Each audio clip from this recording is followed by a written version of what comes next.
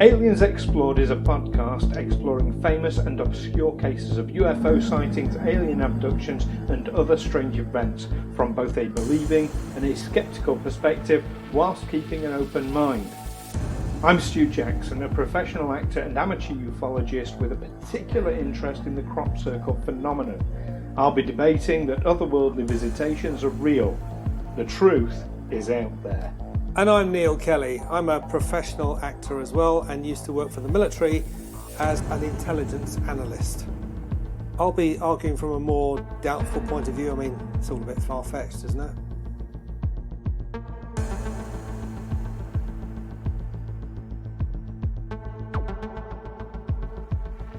In 1936, an unidentified flying object allegedly crashed in the Black Forest close to the town of Freiburg. This UFO was reported to have been taken to Wewelsburg Castle, where the Tula and Vril societies, with the technical assistance of the SS Technical Branch, were possibly reverse engineering the non-terrestrial spacecraft. But what evidence remains today?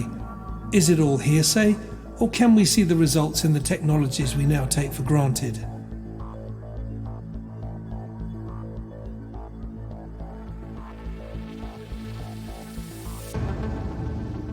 Welcome back to another episode of Aliens Explored, a weekly podcast where we discuss otherworldly visitors, UFOs and the like, the strange and mysterious. I'm one of your hosts, Stu Jackson. And I'm your other host, Neil Kelly. So welcome back, Neil. How you been keeping? Oh, I've been keeping very well, thanks. How about you? Yeah, not bad. Trying to move house at the moment, so it's all a bit during lockdown. Not the right time, but you know, needs must when the devil drives. Oh, I suppose, yeah. If you got to move, you got to move. Yeah. Timing's a bit off, but hey ho, we get on with these things. But the listeners don't want to hear all about that, do they? They don't. They want to hear about UFOs. About UFOs. And we've got a cracker for today because we are talking about the 1936 Black Forest UFO crash. Otherwise known as the Freiburg disc. The Freiburg disc, absolutely. I'm glad you've been doing your research, Neil. I thought it'd be good if I turned up at least having some idea what we're going to be talking about. Absolutely. So, I'm guessing. So, this is one of the lesser known UFO crashes. Obviously, predating the famous one, Roswell, by quite some years. Although it has led to an awful lot of speculative fiction about Nazis with flying saucers and Nazis living in Antarctica post-war. A lot of conspiracy theories. It's fueled all that sort of thing, hasn't it?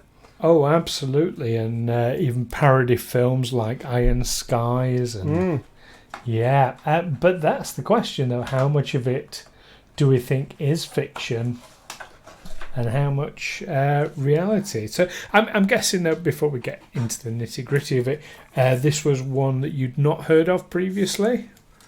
No, I hadn't. No. I mean, I'd heard of some of the references in the Vril and Tula societies, the SS Entwicklungsstelle, the development wing. But no, I hadn't actually heard that there'd been a UFO crash in Nazi Germany. As you say, all the references are to Roswell. When the term flying saucer was first coined, I think. No one had used that term before then. Well, indeed, so to give the listeners a bit more of an in-depth, I mean, we do our introduction, don't we? Which we do, yes. After the event. But to give a bit more of a, because you mentioned it, now you pronounced it Tula Society? Tula. Tula Society. I always thought Thule, but then it's a word I've only ever read. Germans don't really say th. It's always tu. Tula. So Tula and Vril. So the I suppose the theory is that in 1936 a UFO crashed in the Black Forest in Germany. And yes, you've got... do you want to explain what Tula and Vril societies were? They were almost occult groups that were obsessed with all things occult. It was, I think it was those societies, with the technical assistance of the SS technical branch, are believed to have tried to reverse engineer a flying saucer. Indeed, this particular one that crashed in Schwarzwald. Yeah, I believe. And of course the Tula and Vril societies, the Nazis sent an expedition to Antarctica, didn't they? They laid claim to land there. They went to Tibet, I believe. They went to various places to try and pick up. Well, they were basically looking for magical powers, weren't they? Himmler was obsessed with the occult. Well, it's interesting you say that, because the Vril Society, I know they were always associated with sort of magical rituals and the occult and what have you, but the Vril Society in particular were known for chasing after a power source, an energy source, that we now know to be antimatter. They called it the black sun, didn't they? The invisible sun. But they were talking about antimatter. So do you know what? I'm gonna leap straight in with that and say, how did they know about antimatter? Unless it was through something like reverse engineering on a craft like this. Now, haven't we had encounters with antimatter on this planet? Wasn't there a massive explosion in Siberia caused by antimatter meeting matter? Was there? I don't know. That's news to me. Tell me about it. I would have to look that one up. I'm afraid, but I believe that antimatter had been postulated probably in the 19th century, that you have matter, you have antimatter. I suppose it would have been theorised, and that's fair enough. I mean, a lot of the Nazi technology, I mean, especially the stuff they were coming out with in the latter stages of the war, although it was surprising, really what they were focusing on was stuff that could be developed and brought into service quickly. And a lot of the technology that they went into the Second World War with was simply they just made greater advances on existing technologies than Britain and France had. For instance, with their rockets, there were rockets used as weapons in the First World War, small ones, or whiz-bangs, or whatever they called them. The Nazis had the idea of let's have a much bigger one. Let's have one we can launch at New York with devastating effect, or at least at London, which they actually achieved. So if they were looking at reverse engineering a flying saucer, or even just building some craft of that kind of their own. I mean, this was in the days when most air forces were equipped with biplanes. When the RAF met the Luftwaffe over the skies of France in 1940, the RAF were largely in their Gloucester Gladiator biplanes, which were very good biplanes. I mean, they'd have ruled the skies over the Western Front in 1918. Unfortunately, they came up against the Messerschmitt Me-109 in 1940 and were blasted out the skies. That's why the remnants of the RAF who were defending Britain in the Battle of Britain were the few, because so many of them had been lost in the early stages of the war. Well, absolutely. And many people see that, in fact, as evidence of reverse engineering from alien technology, because you've got this massive quantum leap of technology that just out of nowhere, and in fact, I mean, so it's known that the Nazis did in fact build flying saucers. Oh, they experimented with them, didn't they? The Haunebu? Haunebu, thank you. I mean, you're the German-speaking one, so I defer all pronunciations to you. The Haunebu, which was absolutely 100% a flying saucer. I don't think it worked terribly, or what we know of it, it didn't work terribly well, although there is a theory that it actually used a Tachyonator 7 drive developed by Nikola Tesla. Now, I think it drew power from the Earth using Tesla's Earth energy field. I'm not a scientist, but so apologies to listeners for my terminology. But yeah, the Earth energy field, I think it utilised that, but the actual drive itself was either Tula or Vril. I think it might have been Tula Society. Had reverse engineered from this craft in the Black Forest. Although I have a note here to say that the Haunebu project of 1930 started in 1935, before the Freiburg crash of 1936. So that was another possibility, that it was actually their own flying saucer that crashed at Freiburg. Well, yes, okay, but it's not to say as well it was the first one. You know, that's not one that we know of.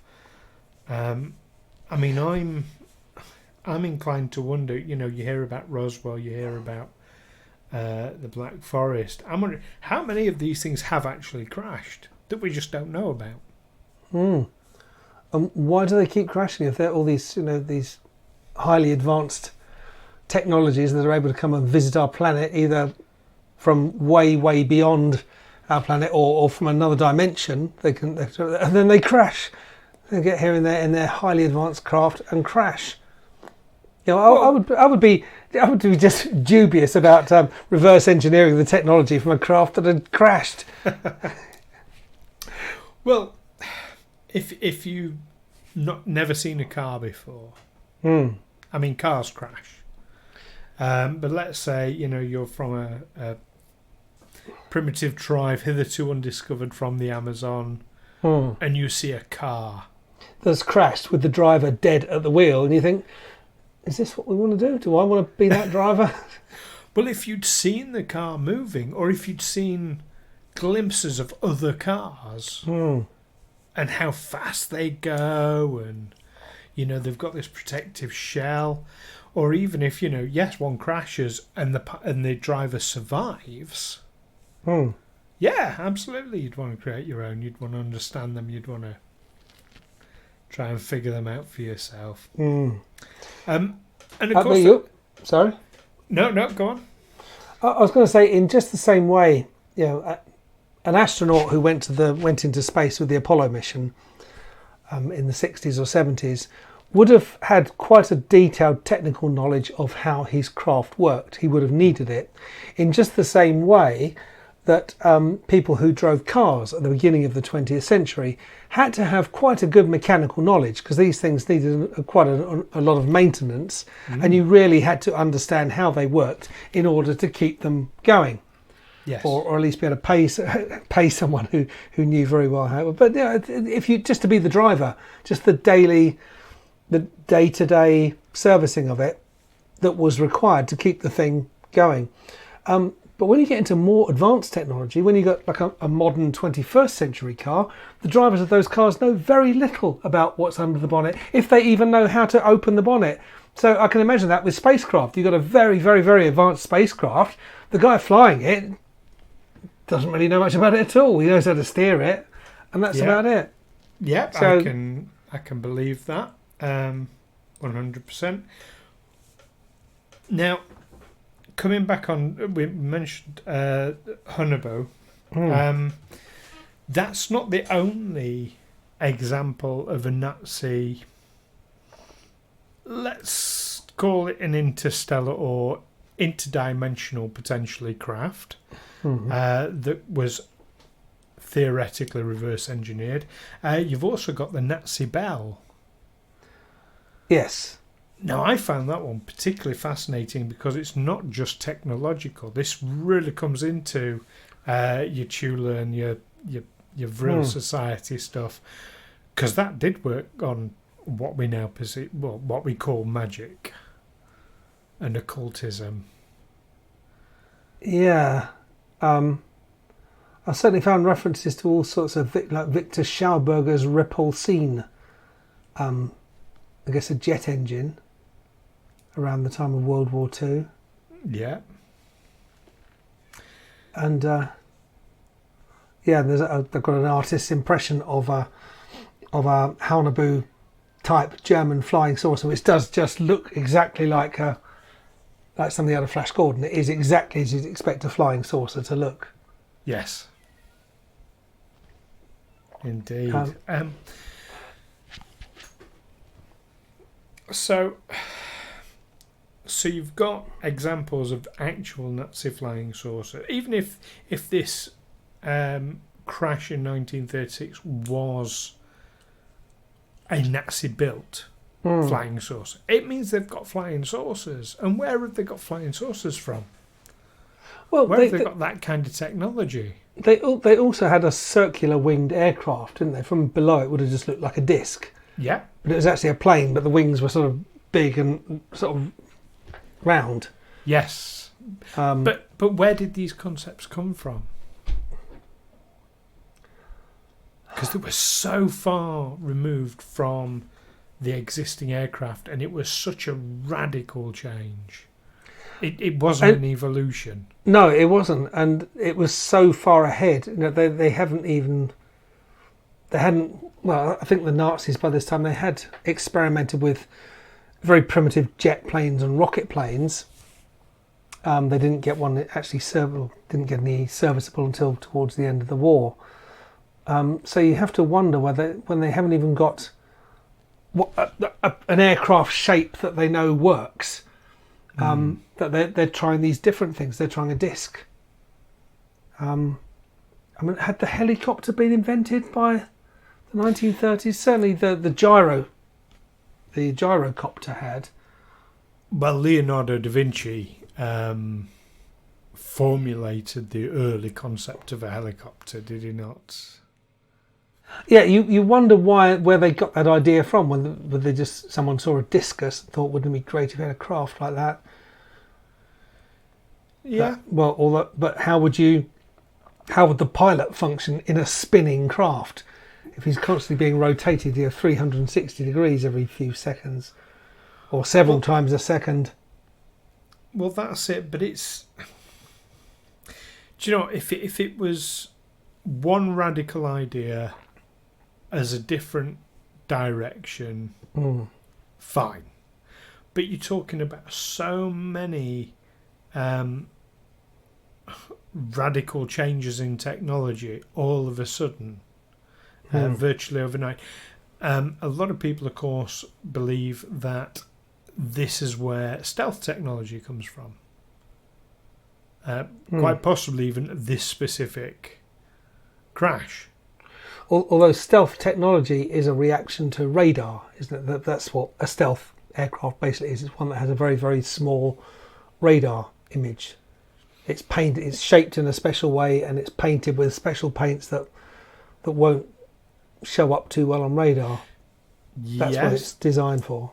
It would also work with forms of sonar, I believe, as well, because it's sound dampening as well as light dampening.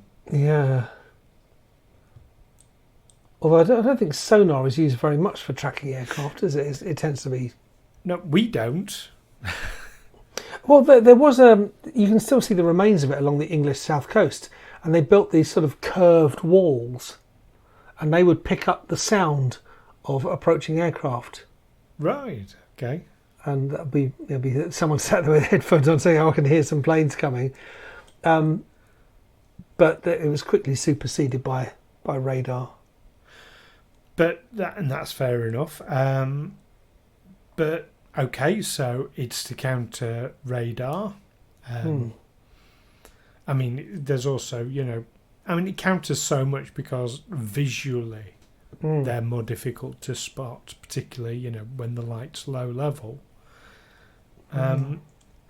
Or even, if you think of science fiction of that time, the Flash Gordon and Buck Rogers films that were made, I think, in the 1930s, that, where their spacecraft do look like saucers. I mean, they fly like planes. They've got a jet engine at the back.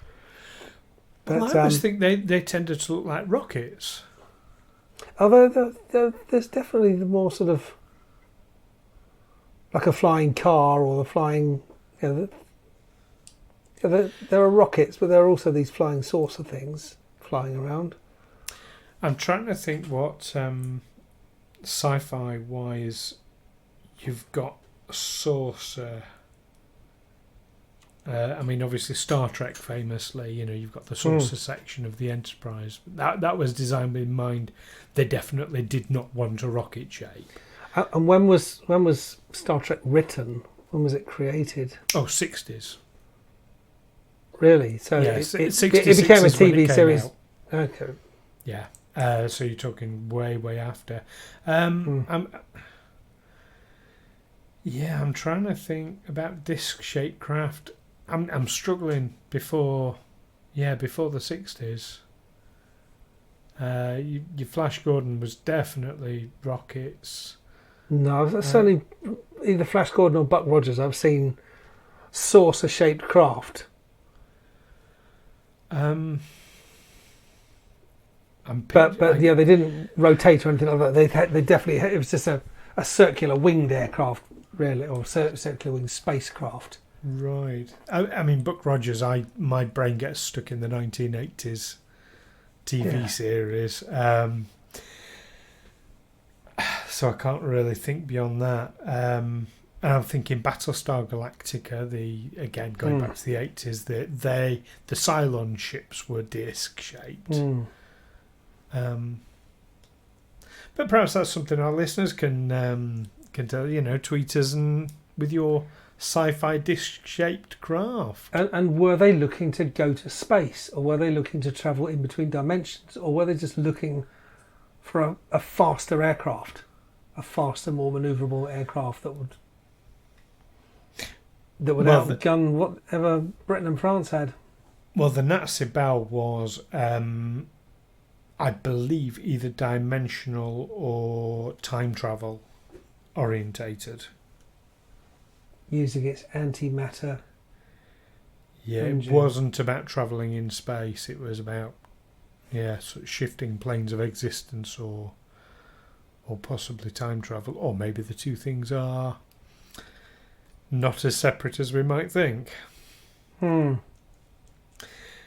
one interesting theory I've heard about the Black Forest UFO crash and the reverse engineering of this technology into a saucer is that the theory goes that Roswell, the crash at Roswell, was in fact a Nazi UFO that had been reverse engineered. Yes.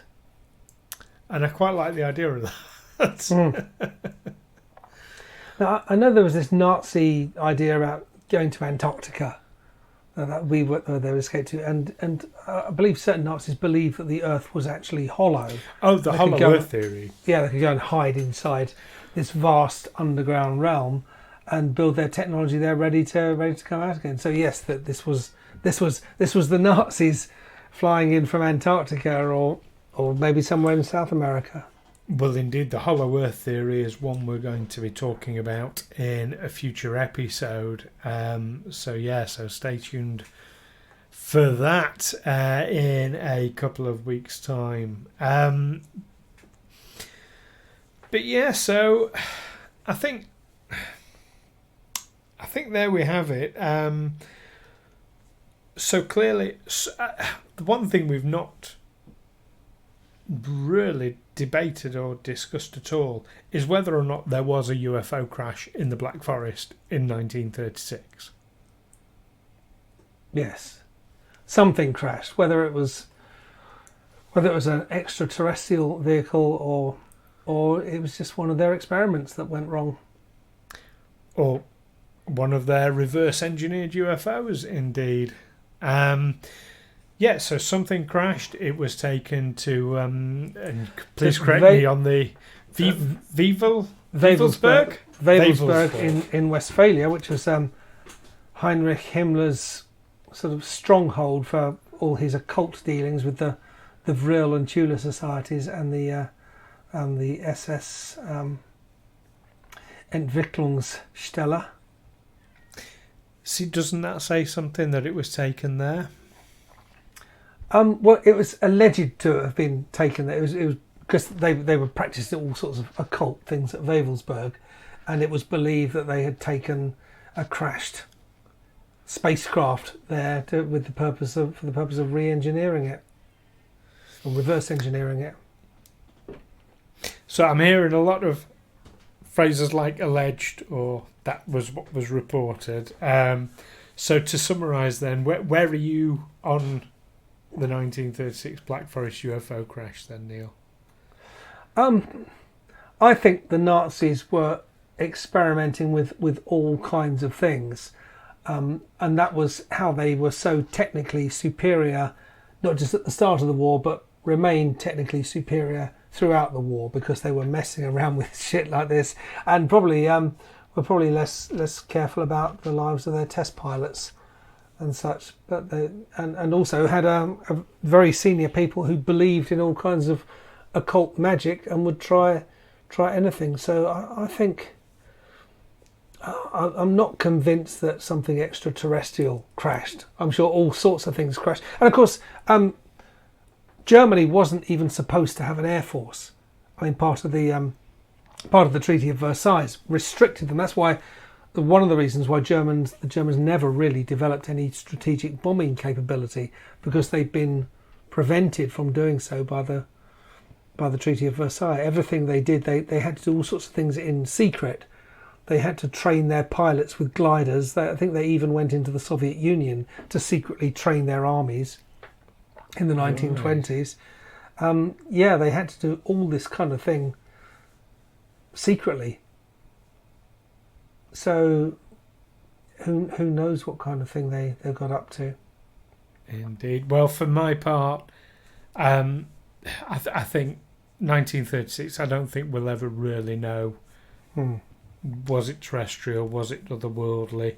But I'm absolutely convinced that there was such a quantum leap in different technologies. All of a sudden, I'm certain they got their hands on some otherworldly technology, some otherworldly craft, and reverse engineered the crap out of it.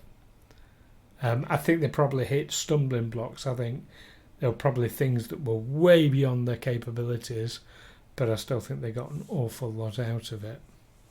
And we're seeing that today with stealth technology,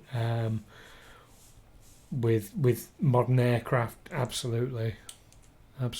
So, but there's no suggestion that that's reversed engineered alien technology. It's all been scientifically worked out over quite a long period of time. I think what's quite amazing about the 30s and 40s was how quickly this stuff moved on.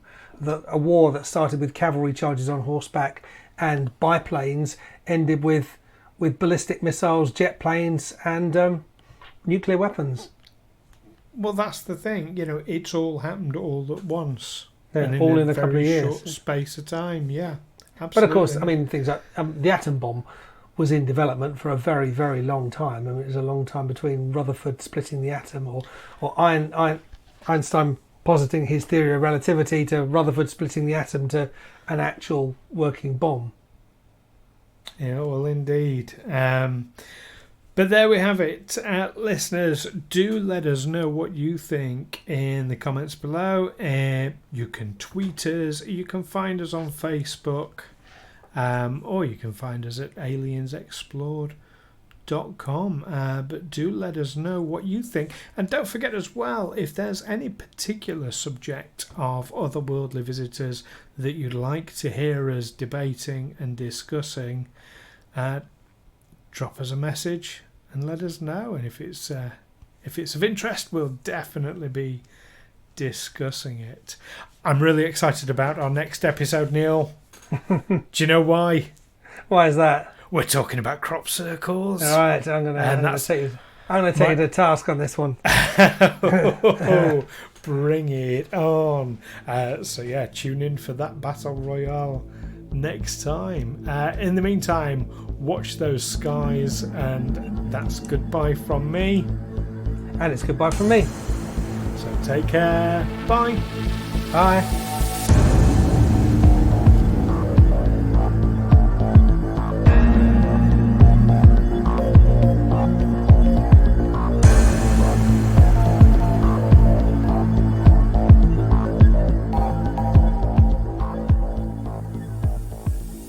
Aliens Explored is a Figo Films production in association with Juicy Falls. Music by hooksounds.com and editing by Stu Jackson. Find us on Facebook and Twitter or by visiting aliensexplored.com.